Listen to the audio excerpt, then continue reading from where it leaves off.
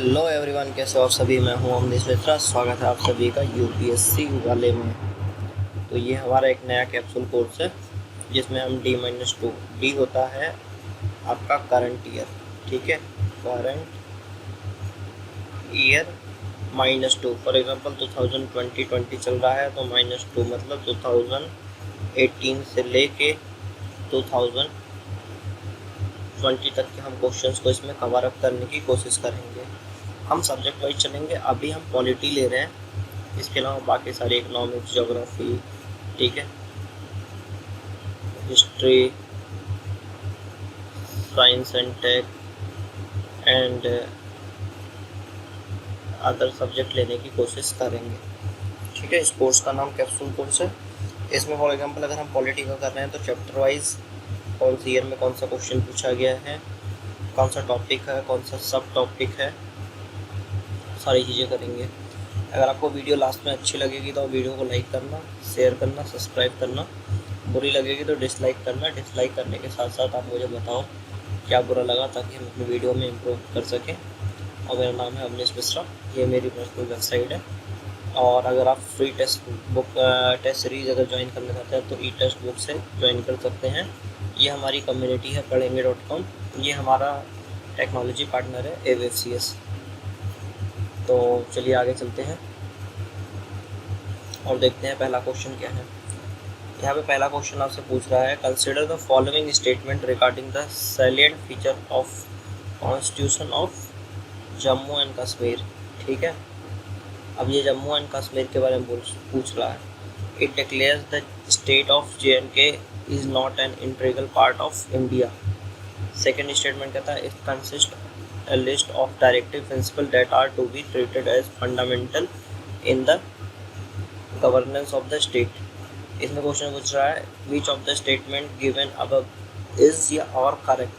ये करेक्ट और इनकरेक्ट में थोड़ा सा आपको ध्यान रखना है। तो कभी भी क्वेश्चन को अगर 2 अटेम्प्ट कर रहे हो तो ऐसे क्वेश्चन में करेक्ट और इनकरेक्ट को हाईलाइट कर लो। ठीक है, तो इस स्टेटमेंट के अकॉर्डिंग अगर हम देखेंगे ध्यान से तो ये अराउंड 2018 का क्वेश्चन है। ठीक है, 2018 नवंबर में आपको द हिंदू और इंडियन एक्सप्रेस सारी चीज़ों में मिलेगा देखने को। तो करेक्ट के अकॉर्डिंग तो ये तो इंस्ट्रूमेंट ऑफ एक्सेशन साइन हुआ, बहुत सारी चीज़ें होती हैं। तो ये तो J&K is an integral part of India ही है, तो ये स्टेटमेंट तो गलत है। अब director principle of the state is treated as fundamental in the governance of the state, ये पॉसिबल है। तो हम अभी ऑप्शन को टिक करेंगे बी ओनली। ठीक है, क्यों? क्योंकि 1 नहीं है तो हमारा ये ऑप्शन एलिमिनेट हो गया। इसके अलावा ये भी एलिमिनेट हो गया। नाइदर 1 नाइदर 2, तो हमें 2 के चांसेस लग रहे हैं तो हम इसलिए 2 में जाएंगे। तो आगे बढ़ते हैं, इसका एक्सप्लेनेशन और देखते हैं आंसर की क्या है। तो जैसा कि हमने बोला था ऑप्शन बी हमारा करेक्ट है, तो करेक्ट है। और एक्सप्लेनेशन देख लेते हैं। The constitution of J&K consist a list of directive principle that are to be treated as fundamental in the governance of the state. ठीक है, however they are not judicially enforceable। अच्छा, इस term को ध्यान से देखिए। जो हमारा फंडामेंटल राइट होता है ना, वो एब्सोल्यूट राइट नहीं होता। ठीक है, कह सकते हैं कि एक नॉमिनल इसमें हमारा, या फिर ऐसा भी इसको कह सकते हैं कि एब्सोल्यूट राइट नहीं होता। इसमें कुछ रिस्ट्रिक्शंस होती हैं, नॉमिनल रिस्ट्रिक्शंस होती हैं। ठीक है, तो लेकिन ये जो हमारा सुप्रीम कोर्ट है ना, वो guarantor of the fundamental right है। कोई प्रॉब्लम है, अब नेशनल इमरजेंसी में आप पहुँचोगे कोर्ट तो नहीं होगा, एक्सेप्शंस को छोड़ दो, तो सुप्रीम कोर्ट गारंटर है, माई बाप है। आपको कोई भी वायलेशन हो रहा है फंडामेंटल राइट का तो वो आपको रिस्टोर करके देगा। उसमें बहुत सारी चीज़ें होती हैं, वो हम फ्यूचर में डिस्कस करेंगे, ऐसा भी क्वेश्चन आएगा तो। ठीक है, बट J&K केस में अगर हम 2018 का सिनारियो देखेंगे, उस टाइम इनका कॉन्स्टिट्यूशन अलग था, तो ये जुडिशली इन्फोर्सेबल नहीं था। ठीक है, बट आज के केस में ये सभी इंडिया का ही पार्ट, मतलब पहले भी था खैर, बट अभी इनका सिंगल कॉन्स्टिट्यूशन हो चुका है तो अब जुडिशली इन्फोर्सेबल है। ठीक है, it declares the state of J&K to be an integral part of India. The constitution of J&K was adopted on 17th November 1956 and come into force on 26 January 1957. Its salient feature, as amended from time to time, are as follows. It declares the state J&K to be an integral part of India. It secures justice, liberty, equality, fraternity to the people of the state. It says that the state of J&K comprises all the territory that was under the ruler of the state on 15th August 1947. This means that the territory of the state also includes the area which is under the occupation of Pakistan. जो PoK वाला part है ये उसकी बात कर रहा है. तो ये आपका सब्जेक्ट है, ये टॉपिक है, ये उसका सब टॉपिक है. ठीक है, ये क्वेश्चन आपको आई होप क्लियर होगा. अब हम क्वेश्चन नंबर 2 की तरफ चलते हैं. क्वेश्चन नंबर 2 देखते हैं इसमें क्या कहता है. तो क्वेश्चन नंबर 2 भी आपका पढ़ते हैं हम. ठीक है, पहले statement, which of the following are incorrect. देखो इनकरेक्ट वाला मिल गया, नहीं मिल गया, मिल गया ना. Incorrect regarding the characteristics feature of the special relationship between the state of J&K and Union of India. The state has a much greater measure of autonomy and power than enjoyed by the other state. ठीक है, और central jurisdiction within the state is more limited than what it has with respect to other state. Select the correct quote from the given below. तो यहाँ पे पहले question की विच of the following incorrect regarding characteristics feature of the special relationship between state of J&K. Correct इसमें से कौन सा है, हमें ये फाइंड आउट करना है. तो मेरे हिसाब से इसमें स्टेट है ये तो नहीं है. ठीक है, तो हमारा ये ऑप्शन हट गया, ये हट गया. Central jurisdiction within the state is more limited than what. ये भी गलत है. तो हम इसमें डी पे करेक्ट आंसर को मार्क करेंगे. देखते हैं इसका एक्सप्लेनेशन और आंसर की. तो हमारा आंसर सही था, इसका ऑप्शन डी है. एक्सप्लेनेशन ये है आपके सामने. Therefore, the two characteristic feature of the special relationship between the state of J&K and the Union are: the state has much great measure of autonomous and power than enjoyed by the other state, and central jurisdiction within the state is more limited than what it has with respect to other states. ये आपका polity का question था, ये आपका subject है, ये आपका सब टॉपिक है. नवंबर 2018 में भी ये डिस्कशन में रहा है. ठीक है, इसके बाद हमारा पॉलिटी का क्वेश्चन. ओके, पॉलिटिकल क्वेश्चन जो कि न्यूज़पेपर में आया था. मुझे ऐसा लगा कि यूपीएससी पूछ सकता है, इसलिए मैंने इसको भी ऐड ऑन कर दिया है. Narendra Modi will be sworn in as the prime minister for the second time at the Rashtrapati Bhavan. With respect to this, which schedule of the Constitution has the provision regarding the form of oath. ठीक है, ये आपको बताना है. सबसे पहले ये बताओ उन्होंने ओथ कब लिया था. ठीक है, कमेंट करो. चलो कोई नहीं, कमेंट आप कब कर रहे हो, कब देख रहे हो वीडियो को, हमें भी नहीं पता, बट आपको पता होगा इलेक्शन मई में हुए थे तो उन्होंने ओथ भी मई 2019 में लिया होगा. तो ये अब हम नवंबर के बाद सीधे मई 2019 में हमें ऐसा लगा कि कुछ क्वेश्चंस जो हैं वो यूपीएससी के लायक हैं, तो हम लोगों ने उसको भी ऐड कर दिया. तो इसमें 3rd शेड्यूल है, 2nd शेड्यूल है, 4th शेड्यूल है, 7th शेड्यूल है. तो इसका करेक्ट आंसर बताइए आप लोग. इसका होगा 3rd शेड्यूल. ठीक है, आइए देखते हैं एक्सप्लेनेशन इसका क्या है. ये हमारा 3rd शेड्यूल भी करेक्ट है. कंटेक्स्ट है swearing in on May 30. Source The Hindu 27th May 2019. मैंने सोर्स भी मेंशन कर रखा. Narendra Modi will be sworn in as the Prime Minister for the second time on May 30 at the Rashtrapati Bhavan. An official release said on Sunday evening. President Ramnath Kovind will administer the oath. Third schedule contains the form of oath or affirmation. Fourth schedule contains the provision as to the allocation of the seats in council of the states.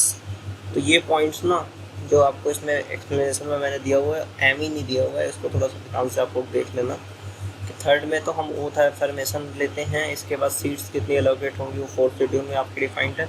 Seventh schedule में content the union list, state list and concurrent list, ये सारी चीज़ें उसमें defined है। तो ये थोड़ा सा ध्यान से इस चीज़ को देख लेना। ये आपका टॉपिक है, ये आपका सब टॉपिक है पॉलिटी में 2019 में न्यूज़पेपर में डिस्कशन में रखा है, तो इसको प्रॉपरली आप लोग एक बार और अच्छे से देख लेना। इसके बाद हम चलते हैं क्वेश्चन नंबर 4 की तरफ। ये देखते हैं क्वेश्चन नंबर 4 क्या कहता है। Which of the following statement is are correct about anti defection law. देखो यहाँ पे करेक्ट इनकरेक्ट वाला ना खेल बड़ा खेलेगा यूपीएससी, बहुत ज़्यादा खेलेगा आप लोगों के साथ। तो ये करेक्ट इनकरेक्ट के उसमें मत पढ़ना, इसको पहले हाईलाइट कर लो। करेक्ट पूछ रहा है, चल बेटा कोई बात नहीं, ठीक है। तो इसमें स्टेटमेंट पढ़ो, the 10th schedule of the constitution deal with anti defection law, ठीक है। अब ध्यान से समझना, ये शेड्यूल जो है ना ये भी बड़े मतलब कंफ्यूज करने वाले होते हैं। It is only applicable to elected member directly and indirectly, ठीक है। Select the correct answer using the code given below. देखो सबसे पहले जो हमारा ना एंटी डिफेक्शन लॉ होता है वो किसके लिए लगता है ये समझो भाई। किसी या पार्टी के बिहाफ पे टिकट लेके लड़े हुए इलेक्शन, किसी पार्टी में कोई चीज़ वोटिंग हो रही, कुछ भी हो रहा है, अब किसी और की तरफ से वोट दे रहे हो, ठीक है। ये कोई भी रूल्स को मतलब नहीं फॉलो कर रहे हो पार्टी के, ठीक है, तो ये सब एंटी डिफेक्शन में आता है। लेकिन शुरू के इलेक्शन के शुरू के 6 महीने तक ना कुछ भी कर सकते हो, 6 महीने बाद ना ये लगना स्टार्ट हो जाता है। ये हो गई बात। लेकिन ये ना डायरेक्टली इलेक्टेड मेंबर पे होता है, इनडायरेक्टली वालों पे नहीं होता, क्योंकि वो तो काफ़ी टाइम बाद आते हैं सीन में। तो ये डायरेक्टली वाले में होता है। तो स्टेटमेंट 2 तो वैसे ही गलत हो गया। तो जो 2 जहाँ जहाँ ना उसे हटा दो।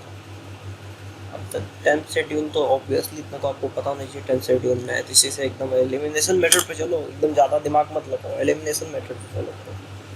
एक्सप्लेनेशन पे देखते हैं आंसर सही है। Party defection appears frequently in news. The 10th schedule for the Constitution deal with anti-defection law. इस चीज़ को तो रट लो, 10th schedule है।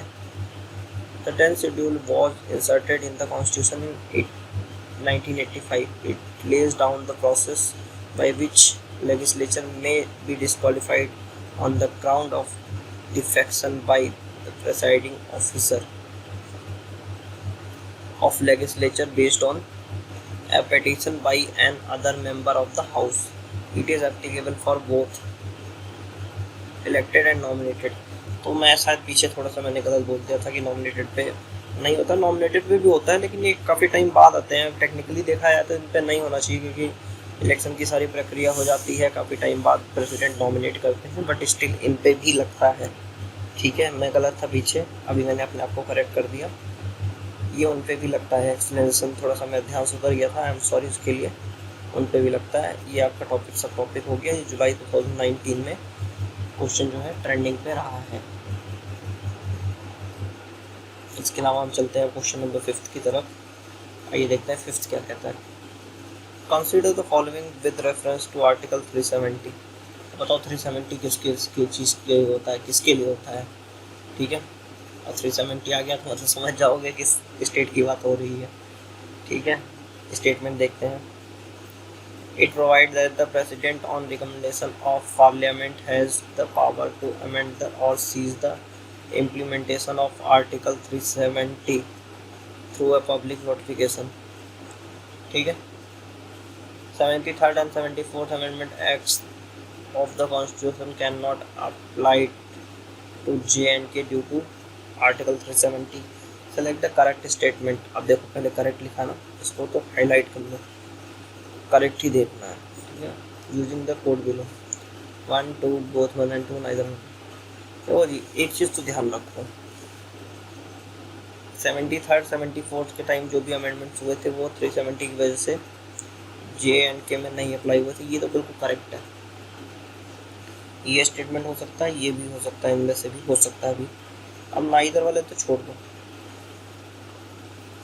ठीक है। इट प्रोवाइड द प्रेसिडेंट और रिकमेंडेशन ऑफ पार्लियामेंट है द पावर टू।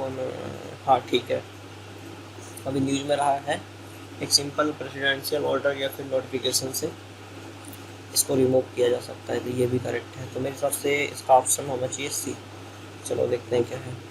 सी हम करेक्ट होते हैं यार, ज़्यादा डाउट मत करो। पिछले क्वेश्चन थोड़ा सा गलत हुआ था, वो भी एलिमिनेशन मेथड से मेरा आंसर सही था। ठीक है, government bring resolution to repeal article 370 of the constitution, source PIB 5 अगस्त 2019। ठीक है, डेट भी दिया हुआ है कि अगस्त का आपका महीना था। यहाँ पे भी देख लो, ये टॉपिक हो गया आपका, सब टॉपिक हो गया, ये सब्जेक्ट हो गया।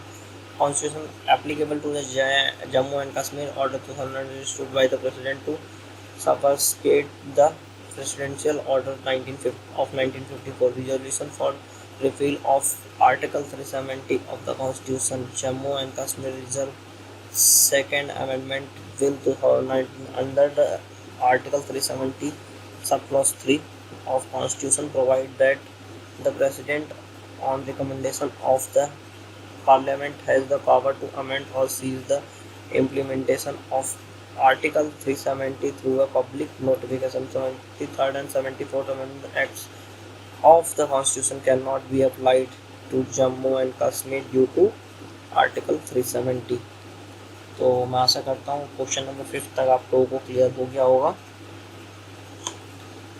ठीक है, तो बाकी की क्लासेस को हम कल करेंगे। तो कैसी लगी आपको क्लास मुझे बताना ना भूलें, और अगर आपको क्लास अच्छी लगी तो प्लीज़ आप वीडियो को लाइक करना, बुरी लगी तो डिसलाइक करना, बुरा क्या लगा बताना ज़रूर। और अगर आपको कोई डाउट क्वेरी है तो आप मुझे ईमेल कर सकते हैं, टेलीग्राम, फेसबुक, कहीं पे भी आप क्वेश्चन पूछ सकते हैं। ये सारे एड्रेस जो हैं देखो ऊपर वाले टॉप वाले, इन सब पे आप लोग पूछ सकते हैं, या फिर मैं आपको देख लेता हूँ तो ये सारी ईमेल आईडीज़ हैं यहाँ पे।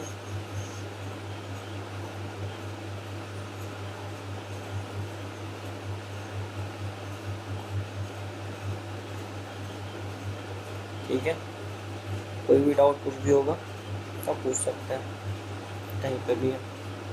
और आप इन चैनल्स को भी फॉलो कर सकते हैं, यहाँ पे भी आपको डेली क्वेश्चन आंसर्स मिलते रहेंगे। ठीक है दोस्तों, कैसी लगी आपको वीडियो मुझे बताना ना भूलें। अच्छी लगी तो लाइक करना, बुरी लगी तो आप डिसलाइक करना। ठीक है, थैंक यू।